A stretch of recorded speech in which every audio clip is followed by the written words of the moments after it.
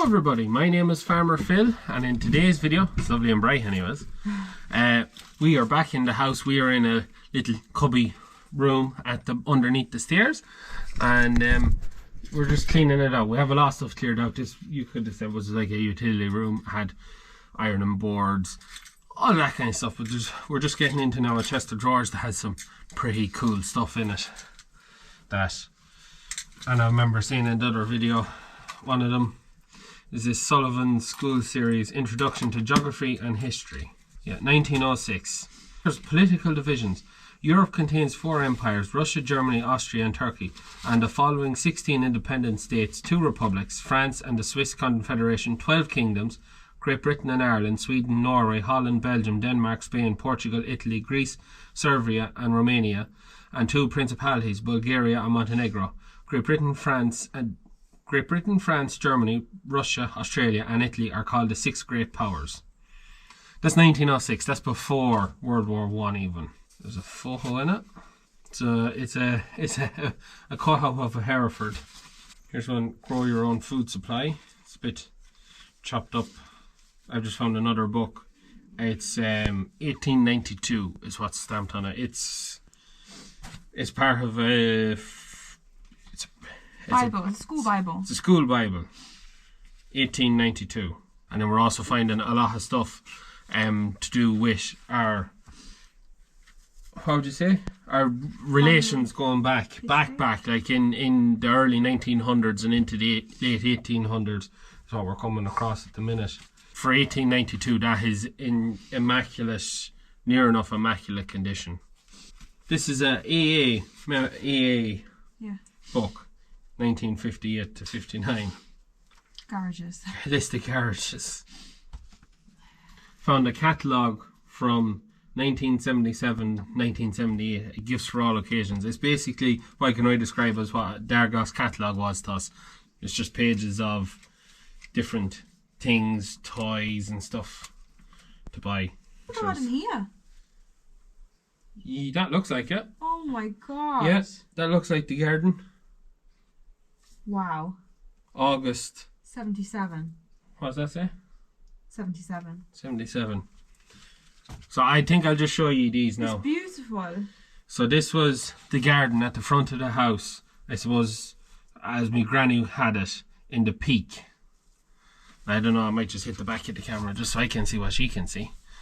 But that's what the front of the house here, this house here, looked like in 77. That's how me granny had it kept.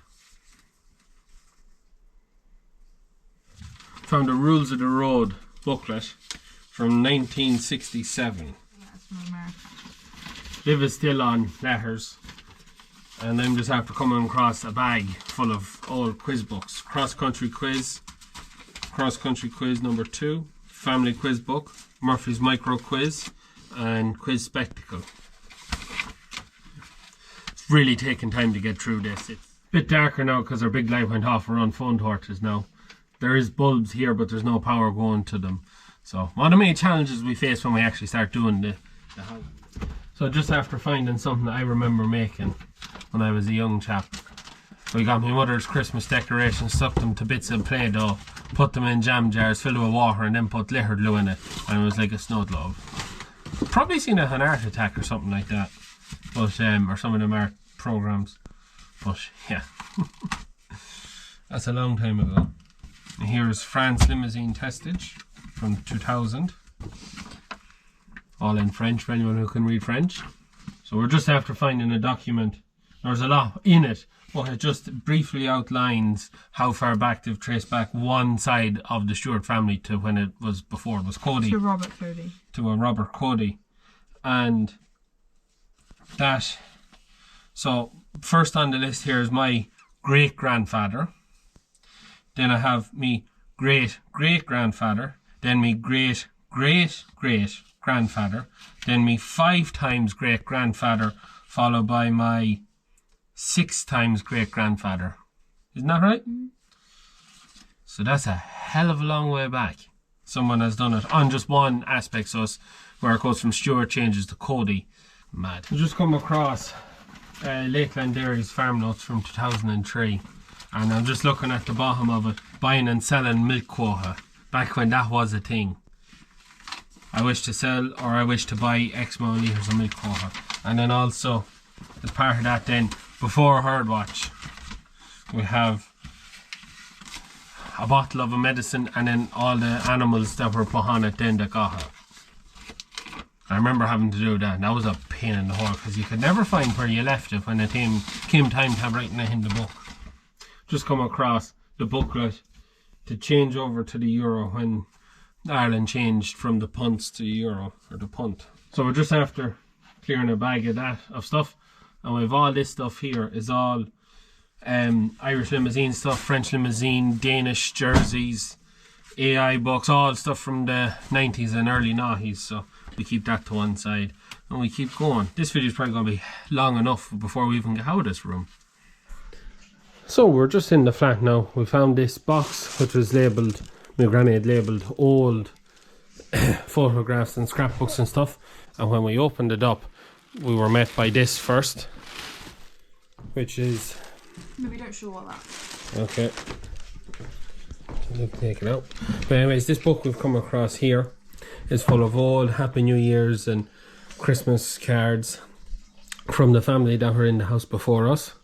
And there's a memorial card in one page that is dated 1886.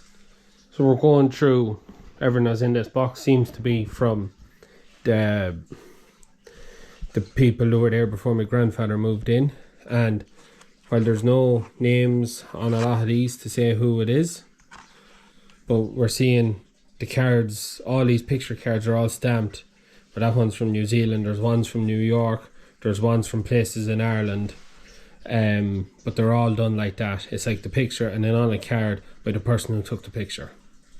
It is absolutely awesome. The oldest bit of information that we found in one of the books was a like a memorial card from 1864. That's the oldest thing we've found in one of the books so far.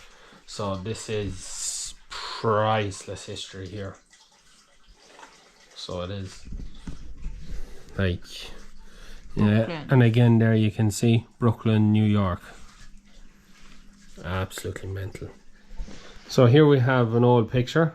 Sorry about the light.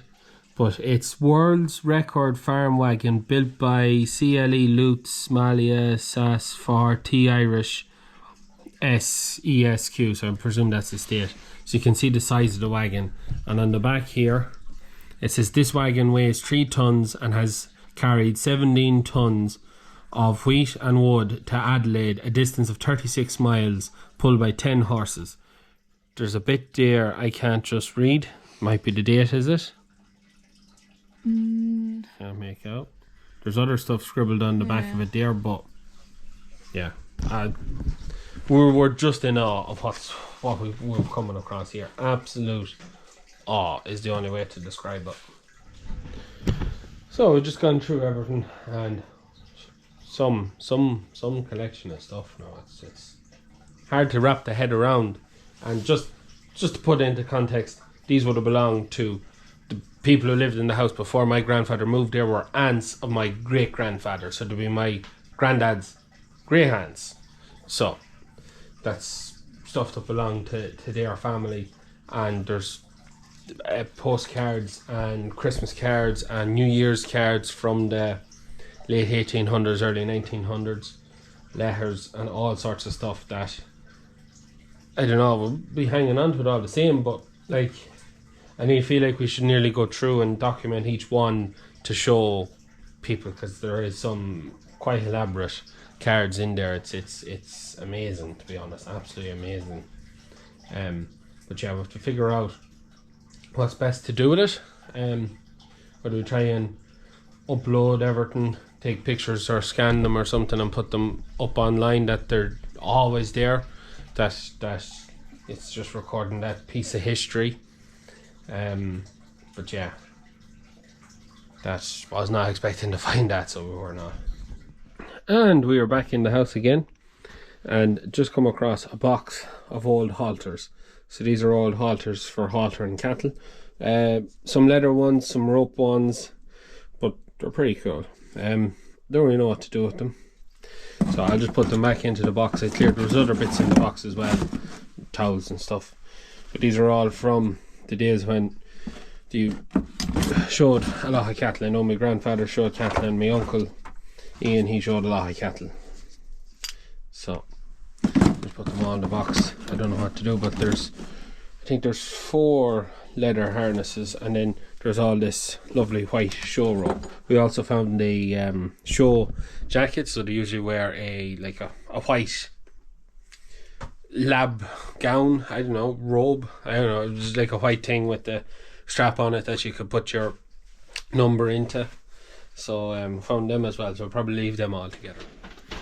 So we're just going through more stuff here, and I found this old picture. Now it's very tattered here, but this is a picture, I would say, probably confidently say it's my grandfather's 20 reaper and binder, and there he is on the very end there, but it's written on the back where it was taken and that, and it has all the neighbours in it, so I might just send it on to some of the neighbours. But 1954, the TVO 20, you can tell because of the evaporator on the side there. I hope I get that one right, and you can just see the paddle of the binder at the back of it.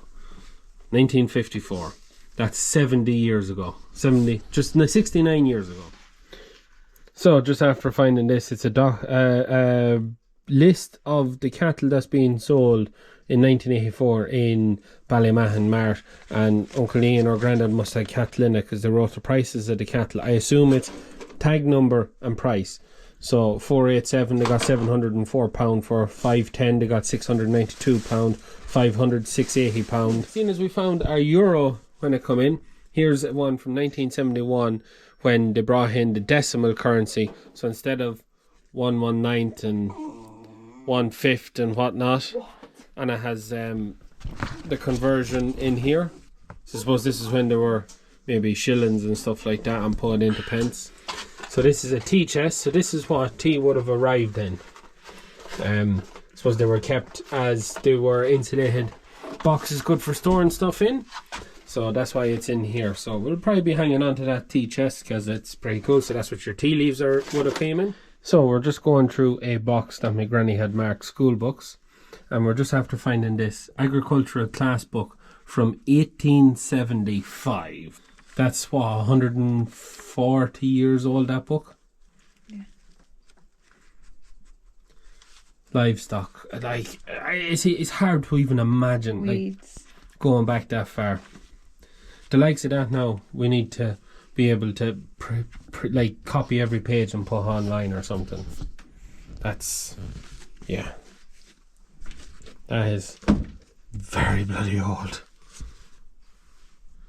What's the next one? 1902.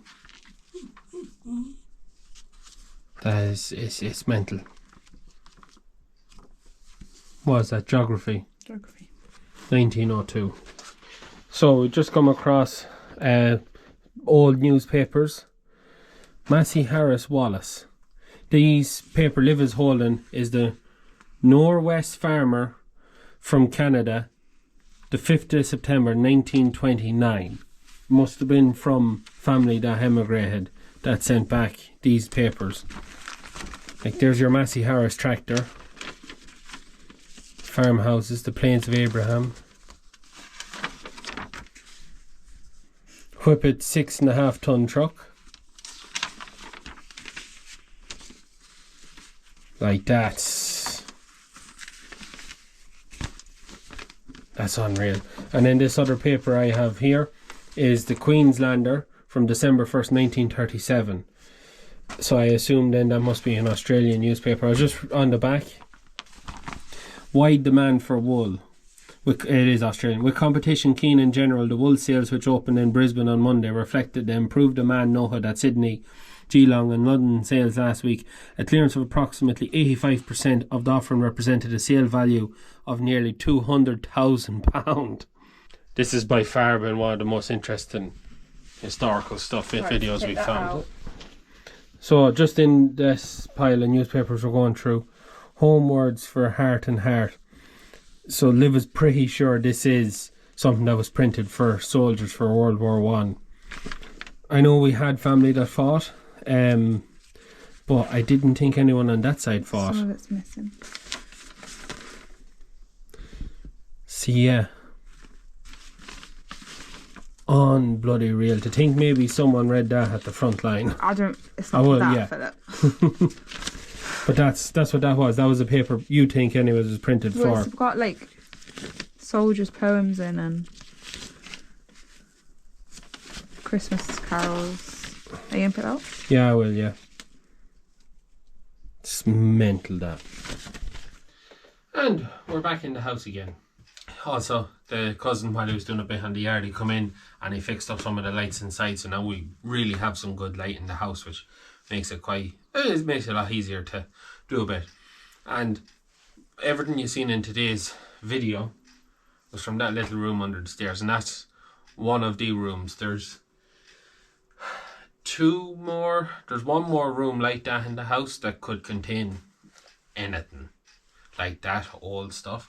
And then after that, then it's mostly rooms that were lived in, so there'll be less likely to be that much historical stuff. I just have something in my hand here too. A 1 penny coin from 1891. Now it's well wore, but you can make it out. It's unreal. And it's hard to imagine, like the oldest book that we found there, 1875, that's agricultural school book. Just doing it when I was walking in. It's 148 years ago that was printed. It's hard to wrap the head around how old some of the stuff is, and some of it in such good condition, like the book with all them pictures. And we went through everything that was in them scrapbooks that would have been my great grandfather's aunt, so they were my great grandaunt, great grandaunts that lived here, and I went through their scrapbooks and just the pictures. And it's one of these things you just feel like, oh, such a pity, but very, very, very few of them have any names on the back of them, so it's very hard to identify nearly any of them. I'd say 90% of the pictures in the book, and there's quite a few, not a name on anything, so it's very hard to know who they were. And there's very few dates. There's one, I think, dated 1905. I think there's another one dated 1890 something or other. So it's hard that way to figure out who they are. But one thing each one of them has is to have a number on the back of it from the place they were printed. In the book, there's ones printed from Ballymena, Dublin, Timarua in New Zealand, or another place in New Zealand, Brooklyn, and some places in the UK. So they've been all over the place. It just kind of goes to show, like most Irish families, a lot of people emigrated. Like there seemed to be a leg in New Zealand, Australia, and in New York of that family, and they sent back their pictures to my great granddads that were here.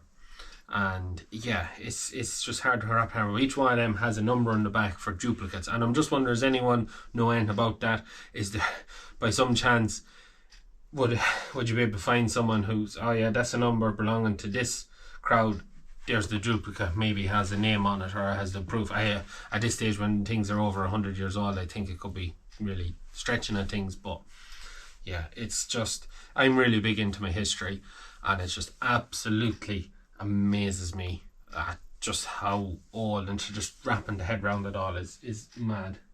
So we have to, once we clear a room, we kind of clear a room into piles, and we get rid of bits of rubbish as we go along. Now we have to sort out our piles. I think there's actually mostly bags of rubbish there. We have to put our piles away. We have to move out the furniture. We have a storage unit down the yard, so we move all our furniture, everything. As we clear rooms, we completely clear the room, so that just room by room by room till we get it done. Now I know this video, I think the video is long enough, that's why I'm putting an end to it, because there was so much in that room that was just worth filming. And I don't know whether people are interested in this much history or not. If you are, please let me know, because we still have 1, 2, 3, 4, 5, 6 more rooms in the house to go.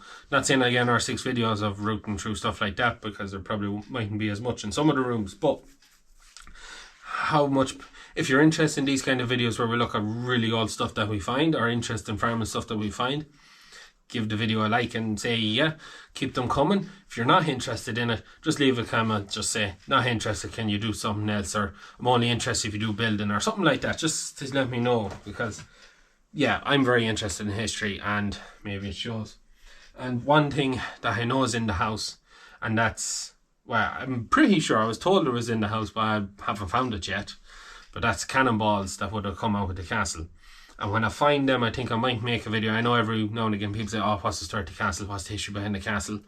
When I find them, I might just make that a video about them and the history of the castle, because I know a fair bit from one of our neighbours who've done a good bit of research into it, but there's still very little about it. So when I find them, I'll make a video on that so everyone knows what the story is with the castle. It was destroyed, I think, 1621, so it's a long time knocked. It's over 400 years. Yeah, 1621. So it would have been 400 years knocked 2 years ago. So it's 402 years knocked. Mad. Like our breed journals, stuff like that, they're all we going for a museum and our farm shop. The really old stuff, I don't know what, maybe we'll try and digitalise it or something that people who come to the shop can look at the digital copy, or we'll try and maybe do printed ones. It's not just when something's that old and in that good condition. I don't think it's something you can put out, but we'll try and have something there that people will be able to come and look at, a page for page replica or just photocopies of it or something. And then the same with everything that was in them scrapbooks, at some point we'll get them all put online for people to see, because it's, some of it is just, yeah, I just struggle to get my head around it when I think about it too much, because it is absolutely mental. Absolutely. Look, I hope you enjoyed today's video. I hope you're interested in history as much as I am, and if you're not, please let me know so I can know to maybe film a little bit less of this and more of something else, or put my time in elsewhere. But anyways, look, I hope you enjoyed today's video. As always, please like and subscribe to the channel. Videos every Tuesday, Thursday and Sunday. That's it for me. Good luck.